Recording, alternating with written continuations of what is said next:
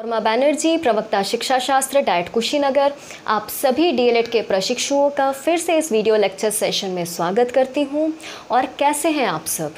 आप सभी को मैं ये कहना चाहती हूँ कि अपना पढ़ाई अच्छे से कंटिन्यू रखिए, क्योंकि अभी जुलाई में हो सकता है काफ़ी कुछ खुल चुका है 5th लॉकडाउन में, तो हो सकता है एजुकेशनल इंस्टीट्यूशन के भी खुलने का कोई ऑर्डर आए।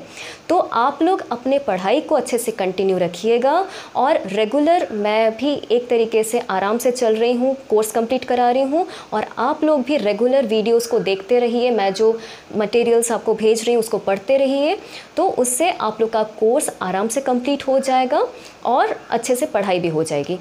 तो हम लोग जो है पिछले लेक्चर सेशन में मैंने 1813 के चार्टर एक्ट के बारे में डिस्कशन किया था।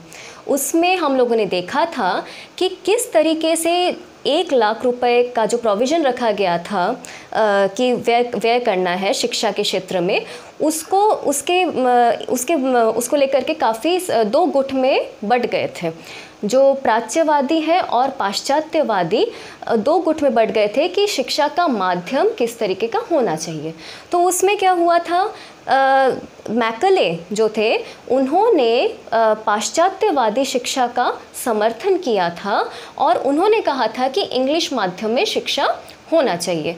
पर ठीक है, इंग्लिश मीडियम में शिक्षा, एक मीडियम तो तय हो गया कि इंग्लिश मीडियम में होना चाहिए, पर पूरा जो शिक्षा का व्यवस्था है वो कैसे किस तरीके से वो पूरी व्यवस्था सुनियोजित तरीके से लागू हो, पूरी शिक्षा की प्रणाली कैसे हो, वो एक प्रश्न चिन्ह रह गया था कि हम लोग जो है पूरा जो शिक्षा को क्रमबद्ध तरीके से कैसे व्यवस्थित कर सकें। तो 1854 में वुड्स डिस्पैच आया। जो चार्ल्स वुड थे वो अपना डिस्पैच, मतलब एक तरीके से डॉक्यूमेंट लेकर आए जो बहुत ही सही से, काफ़ी सुनियोजित तरीके से पूरे शिक्षा प्रणाली को व्यवस्थित करने का उनका पूरा प्लान था। और उस समय लॉर्ड डलहौजी गवर्नर जनरल थे ब्रिटिश राज के। तो चार्ल्स वुड का जो डिस्पैच है उसको भारतीय शिक्षा का मैग्ना कार्टा कहा जाता है। मैग्ना कार्टा क्यों कहा जाता है? क्योंकि वह पहला सा डॉक्यूमेंट था जो काफ़ी शिक्षा को लेकर संतुलित था, व्यवस्थित था और सुनियोजित था। मतलब कि किस तरीके से हमारा पूरा एक तरीके से शिक्षा को शुरू से लेकर अंत तक, यूनिवर्सिटी लेवल तक, मतलब प्राइमरी एजुकेशन से लेकर के यूनिवर्सिटी शिक्षा तक कैसा पूरा व्यवस्था बनाया जाए, पूरी प्लानिंग की जाए, उसको लेकर के उन्होंने पूरा अपना डॉक्यूमेंट तैयार किया था। तो इसीलिए ये बहुत इम्पॉर्टेंट है कि जो चार्ल्स वुड का जो डिस्पैच है उसको भारतीय शिक्षा का मैग्ना कार्टा कहा जाता है। ये काफ़ी सारे एग्ज़ाम्स में भी ये पूछे जाते हैं, आप लोगों के टेट, सीटेट, इन सब के लिए भी बहुत इम्पॉर्टेंट क्वेश्चन है ये कि किसको मैग्ना कार्टा कहा जाता है। उनका ये कहना था, उसमें जो प्रोविज़न थे उसमें से पहले उन्होंने ये कहा था कि जो शिक्षा है वह सरकार की रिस्पॉन्सिबिलिटी है, शिक्षा का जो प्रसार है वो कंपनी की रिस्पॉन्सिबिलिटी है। फिर उसके बाद में उन्होंने कहा था कि इस डॉक्यूमेंट में है कि जो शिक्षा है वह अंग्रेज़ी और देशी माध्यम दोनों ही इस्तेमाल किया जाए। देशी भाषा जो है वह इस्तेमाल किया जाए विद्यालय के स्तर पे, मतलब प्राथमिक विद्यालय में देशी भाषा इस्तेमाल किया जाए। देशी भाषा किसमें? प्राथमिक में, ठीक। और फिर उसके बाद जब मिडिल स्कूल आए तब क्या हो, देशी भाषा जो है उसका तो ठीक है इस्तेमाल किया ही जाए, उसके साथ साथ आंग्ल भाषा भी जोड़ा जाए। फिर उसके बाद में क्या होगा कि कॉलेज लेवल आएगा, यूनिवर्सिटी लेवल आएगा, तो जो उच्च शिक्षा है वह अंग्रेज़ी माध्यम में दिया जाए। तो अचानक तो कॉलेज लेवल में जाके कोई अंग्रेज़ी नहीं पढ़ सकता है, तो उसको इंट्रोड्यूस कहाँ पे किया जाए? मतलब मिडिल स्कूल में उसको आंग्ल भाषा को इंट्रोड्यूस किया जाए। तो प्राथमिक में तो उन्होंने कहा था कि देशी भाषा में ही शिक्षा दिया जाए। तो इस तरीके से भाषा का उन्होंने डिवीज़न किया था। फिर उसके बाद में जो बहुत ही महत्वपूर्ण है, ये भी क्वेश्चन बहुत बार आता है कि किस डिस्पैच के सजेशन से मद्रास, कलकत्ता और बॉम्बे प्रेसिडेंसी में विश्वविद्यालय स्थापित किए गए। तो इसी जो डिस्पैच में ये कहा गया कि लंदन यूनिवर्सिटी के तर्ज पे बड़े बड़े जो शहर हैं हमारे मद्रास, बम्बई और कलकत्ता में विश्वविद्यालय स्थापित हो सके, मतलब स्थापित किया जाना चाहिए। फिर उसके बाद में उन्होंने एक क्रमबद्ध तरीके से शिक्षा की व्यवस्था की बात की थी, जैसे प्राथमिक, फिर मिडिल, फिर हाई स्कूल, कॉलेज और विश्वविद्यालय।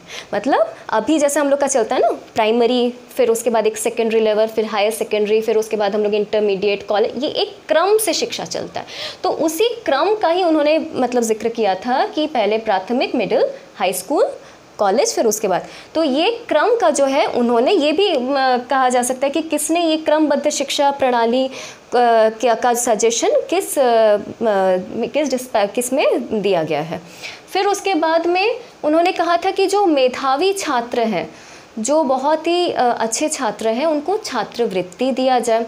फिर इसमें स्त्री शिक्षा की भी मतलब कहा गया था कि स्त्रियों को अच्छे से अच्छा शिक्षा दिया जाए, इसकी भी व्यवस्था उन्होंने करने को कही थी। व्यावसायिक शिक्षा पे उन्होंने बल दिया था।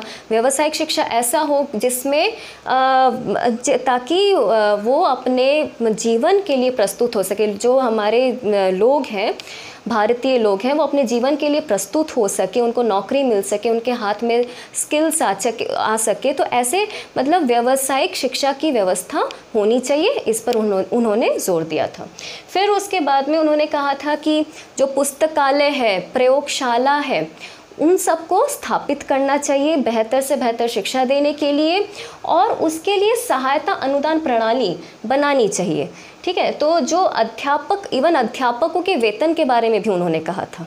तो इन सब के लिए एक तरीके से एक ग्रांट देना चाहिए, जैसे कि अच्छा शिक्षा तब कब हो सकेगा जब लैबोरेटरीज एस्टैब्लिश होंगे, प्रयोगशालाएं होंगी, लाइब्रेरी होगा। तो इन सब को अच्छा इंफ्रास्ट्रक्चर देने के लिए भी क्या हुआ था, उन्होंने कहा था कि एक ग्रांट का प्रणाली देना चाहिए, कि एक अनुदान देना चाहिए ताकि और अच्छा शिक्षा हो सके।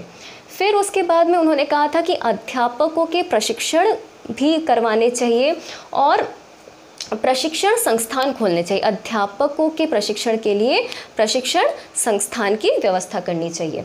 फिर उसके बाद में मैंने ये कहा ही था कि व्यावसायिक शिक्षा और स्त्री शिक्षा और मुस्लिम शिक्षा, स्त्री शिक्षा और मुस्लिम शिक्षा के लिए भी उन्होंने सहायता अनुदान प्रणाली की बात की थी कि ज़्यादा ग्रांट दिया जाए स्त्रियों की शिक्षा के लिए और मुस्लिम शिक्षा के लिए।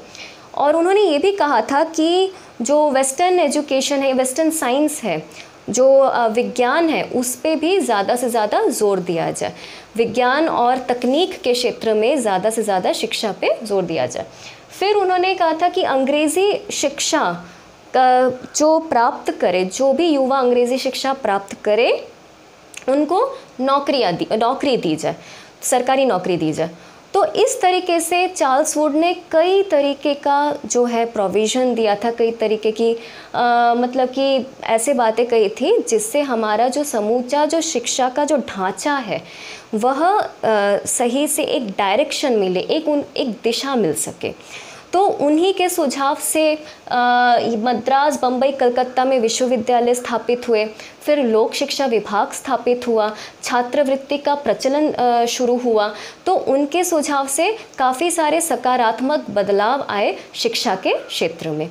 तो इसी तरीके से आज का मैं लेक्चर सेशन समाप्त करती हूँ वुड्स डिस्पैच में।